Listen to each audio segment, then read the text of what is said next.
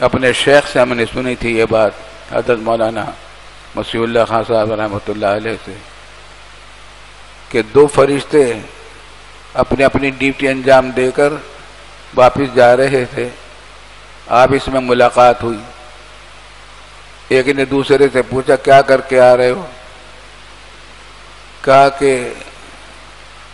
فلاں بزرگ تھے، ان کا انتقال ہونے والا تھا، ان کو شہد کی خواہش ہو رہی تھی،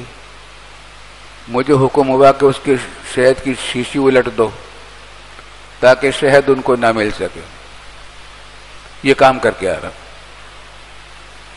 دوسرے نے کہا کہ دوسرے سے پوچھا، انہوں نے کہا کہ میں یہ کام کر کے آ رہا ہوں کہ ایک یہودی مرنے والا تھا، یہودی مرنے والا تھا، تو اس کو خواہش ہو رہی تھی کہ اس کے تالاب میں، اس کے حوض میں مچھلیاں ختم ہو گئی تھیں، اس کو فکر ہو رہی تھی کہ مچھلی کہاں سے آئے گی، تو مجھے حکم ہوا کہ اس کے حوض میں مچھلی ڈال کے آ جاؤ۔ یہ دونوں کام کر کے پہنچے، مگر سمجھ میں ان کو ایک دوسرے کو نہیں آیا کہ ہم کیا کر کے آئے، کیوں ہوا، ہمیں حکم کیوں ہوا۔ اللہ رب العالمین سے پوچھا، یا فرشتوں سے پوچھو، اوپر کے فرشتوں سے، کہ کیا بات ہے، یہ کیا بات ہے، یہودیوں کے ساتھ یہ معاملہ، مسلمان کے ساتھ یہ معاملہ۔ فرمایا کہ وہ جو یہودی تھا، اس نے جتنے دینی کام، اچھے کام کیے تھے،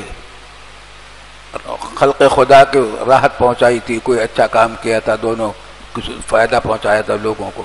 ان سب کا ثواب میں نے اس کو دنیا میں دے دیا ہے۔ اس کی ایک نیکی باقی تھی جس کا جواب، اس کا ثواب میں نے نہیں دیا تھا،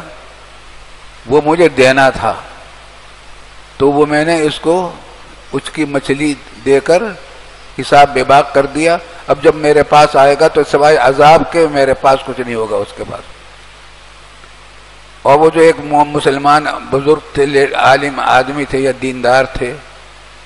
ان کے جتنے گناہ تھے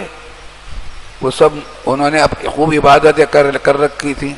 ان کے لیے جو اونچا درجہ میں نے طے کیا تھا، اس درجے تک پہنچنے میں ان کے کچھ کسر باقی رہ گئی تھی ان کے اعمال میں، تو اس کسر کو پورا کرنے کے لیے یہ ہم نے کیا کہ ان کی یہ خواہش پوری نہ ہو، تاکہ اس سے جو غم ان کو ہوگا اس سے ان کا درجہ اونچا بڑھ جائے گا۔ تو مومن کو غم ہوتا ہے، تکلیف ہوتی ہے، تو اس سے درجات بڑھتے ہیں، لیکن اللہ تعالیٰ کے سے توبہ بھی مانگتے رہنا چاہیے، دعا بھی کرتے رہنا چاہیے، اللہ تعالیٰ توفیق دے۔